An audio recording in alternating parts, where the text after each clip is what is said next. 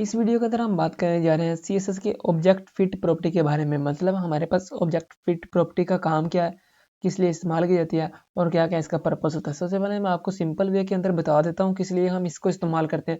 मगर हमारे पास अगर एक ये इमेज पड़ी हुई है और हमें इसे किसी जगह पर एडजस्ट करना है, तो एडजस्ट करने के लिए कभी कभी ये स्ट्रेच हो जाती है, यहाँ पर ये आगे पीछे हो जाती है। तो इसको हैंडल करने के लिए या इसको अलाइन करने के लिए या इसको फिट करने के लिए हम इस्तेमाल करते हैं ऑब्जेक्ट फिट प्रॉपर्टी का। अब यहाँ पर इजी वे के अंदर मैंने आपको गाइडलाइन दे दी किस लिए इस्तेमाल किया था। सबसे पहले हम प्रैक्टिकल इसके ऊपर काम करके देखते हैं। सबसे पहले मेरे पास यहाँ पर मौजूद है एक index.html के अंदर फाइल, और उसके अंदर मैंने अपनी बॉयलर प्लेट को इंसर्ट कर लिया है, जिसको हम इंसर्ट करते हैं। आपने यहाँ पर दबाना है शिफ्ट और एक्सप्लेनेशन मार्क, तो ये आपकी ये वाली बॉयलर प्लेट VS कोड के अंदर, विजुअल स्टूडियो कोड के अंदर ये इंसर्ट हो जाएगी। सबसे पहले यहाँ पर मैंने एक टाइटल यहाँ पर ये देखें दे दिया CSS ऑब्जेक्ट। तो ये टाइटल के अंदर जो लिखा जाएगा ना, वो हमारे जो यहाँ पर टैब होगा ना, वो उसके अंदर भी लिखा जाएगा। गो लाइव में करता हूँ। गो लाइव का मतलब ये है कि मेरा जो कोड यहाँ पर लाइव ओपन होगा, उसको मुझे बार बार रीलोड नहीं करना पड़ेगा। अब ये आप देख सकते हैं हमारे पास ये टैब ओपन है। इस टैब के अंदर ये देखें CSS ऑब्जेक्ट लिखा गया है। जो जो हम टाइटल के अंदर चेंज करेंगे वही ऑब्जेक्ट के अंदर ये चेंज होता जाएगा। मतलब ये ऑब्जेक्ट यहाँ पर जो लिखेंगे वही हमारे टैब के अंदर चेंज हो जाएगा। सबसे पहले हम क्या करेंगे, यहाँ पर एक कंटेनर बनाएंगे। कंटेनर बनाने के लिए मैं क्लास लिखूंगा। क्लास को लिखने के लिए हम लिखते हैं डॉट कंटेनर। ओह सॉरी, यहाँ पर कंटेनर बना दिया। और इसको सबसे पहले मैं स्टाइलिंग करूंगा। स्टाइल करने के लिए मैं यहाँ पर इंटरनल स्टाइलिंग करूंगा। यहाँ पर लगाएंगे स्टाइल का टैग। इसके अंदर हम लिखेंगे सबसे पहले हमारे पास ये जो लिखा हुआ ना, कंटेनर को हम एक विड्थ और हाइट दे देते हैं। सबसे पहले इसको विड्थ हम देते हैं विड्थ, सॉरी कंटेनर को देने के लिए यहाँ पर लिखेंगे डॉट कंटेनर। क्योंकि क्लास दी थी मुझे लगा ये डायरेक्ट एलिमेंट है।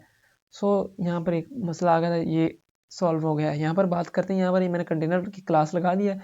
इसके अंदर मैं लिखूंगा विड्थ, और विड्थ हम लिखेंगे लेट्स सपोज 400 पिक्सल की। और उसके बाद मैं हाइट भी एक रख दूंगा 500 पिक्सल की। और इसको एक बॉर्डर दूंगा ताकि हमें यहाँ पर ये विड्थ और हाइट नज़र आए। सबसे पहले यहाँ पर बॉर्डर लगाएंगे BORD border 2 pixel. Solid green कर देते हैं भाई, मैं ग्रीन को यार ज़्यादा प्रेफर करता हूँ। तो यहाँ पर हम आएंगे, ये देख सकते हैं हमारे पास ये एक बॉर्डर लग गया है। ये इसकी विड्थ जो है ये हमारे पास ये 400 पिक्सल थी, और इसकी जो हाइट थी वो हमारे पास है यहाँ पर 500 पिक्सल। तो यहाँ पर आएंगे, सबसे पहले हम याद बात करनी है कि यहाँ पर एक मैं ना इमेज रख देता हूँ। इसके अंदर मैं लिखूँगा इमेज, और इमेज का SRC है यहाँ पर। SRC का मतलब यहाँ सोर्स क्या है, सोर्स का यहाँ पर ये UN, ये देखें यहाँ पर ये शो हो गया, यहाँ पर लिख देंगे। तो यहाँ पर हम जैसे ही आएंगे यहाँ पर देखेंगे, ये देखें हमारी इमेज यहाँ पर शो हो रही है। लेकिन ये क्या वजह है भाई, ये इस कंटेनर के अंदर थी और ये बाहर क्यों आई है? यही तो मसला है भाई। इसको एडजस्ट करने के लिए हमें इसका भी विड्थ और हाइट देनी पड़ेगी। तो इसको विड्थ और हाइट देने के साथ हम क्या करेंगे, सबसे पहले यहाँ पर लिखेंगे इमेज, और इमेज को हम विड्थ देंगे तकरीबन 250 पिक्सल, और हाइट दे देंगे इसको 300 पिक्सल हाइट। तो जैसा कि आप जानते हैं मैंने यहाँ पर इसको एक विड्थ और हाइट दे दिया। और ये विड्थ और हाइट देने की वजह से ये देखें ये स्ट्रेच क्यों हो रही है, ये वजह आपको पता है? ये बिल्कुल सही नहीं है। यहाँ पर अगर हम इसको थोड़ा बड़ा करें तो ये देखें ये स्ट्रेच हो चुकी है, ये स्ट्रेच नहीं होनी चाहिए। इसको स्ट्रेच ना हो इसके लिए हम क्या करेंगे, सबसे पहले यहाँ पर हम आएंगे और यहाँ पर हम इसे कहेंगे ऑब्जेक्ट फिट, इसको हम कहेंगे कवर। तो ये इसको कवर कर लेगी, जितनी इसको विड्थ दी गई है उस विड्थ को ये कवर कर लेगी। और ये देखिए ये अपनी अपनी पोजीशन के ऊपर खुद ब खुद आ चुकी है। अब हम कैसे पता लगेगा कि हमारी जो ये वाली इमेज है इसने इसके अंदर जो विड्थ हमें दी थी इसको, इसने उसी को कवर किया है। तो उसको हम जाहिर करने के लिए क्या करेंगे, इसको भी यही विड्थ और हाइट दे देंगे। इस यहाँ से कॉपी करेंगे Ctrl+C, और यहाँ पर Ctrl+V कर देंगे। इससे क्या होगा, जो हमारा ये देखें इतनी इसकी विड्थ और हाइट है दोनों में से, मतलब जो जो इसको दिया गया इसने इतना ले लिया। अब यहाँ पर हम बात करते हैं, इसके अलावा ऑब्जेक्ट की प्रॉपर्टी होती है हमारे पास, ऑब्जेक्ट फिट कवर भी होता है हमारे पास एक, और ये हमारे पास जो हमने यूज़ कर लिया है। इसके बाद हमारे पास होता है ऑब्जेक्ट फिट कंटेन। कंटेन करने से क्या होगा, ये देखें, इसने उसकी पूरी विड्थ को कंटेन कर लिया, इतनी इतनी को कंटेन कर लिया, ये वाली को। अब मेरे पास इमेज दूसरी नहीं है, उस इमेज को मैं आपको अगर जो नया प्रोजेक्ट बनाकर दिखाऊंगा उसके अंदर मैं बताऊंगा किस तरह हमने ऑब्जेक्ट फिट को इस्तेमाल करना है। इसके अंदर हमारे पास एक पोजीशन की भी प्रॉपर्टी होती है, मतलब यहाँ पर मैं आऊँ और इसको कंटेनर रहने देता हूँ, और मैं चाहता हूँ यहाँ पर लिखूँ ऑब्जेक्ट पोजीशन, और ऑब्जेक्ट पोजीशन यहाँ पर मैं कोई भी लगा सकता हूँ। मैं कहता हूँ टॉप लेफ्ट की कर देता हूँ, टॉप, और यहाँ पर करता हूँ लेफ्ट। पहले टॉप की करते हैं, तो ये टॉप के ऊपर ये ऊपर चली गई है। हम यहाँ पर लिखेंगे बॉटम, तो ये नीचे आ जाएगी थोड़ी सी, ये देखिए नीचे आ गई है।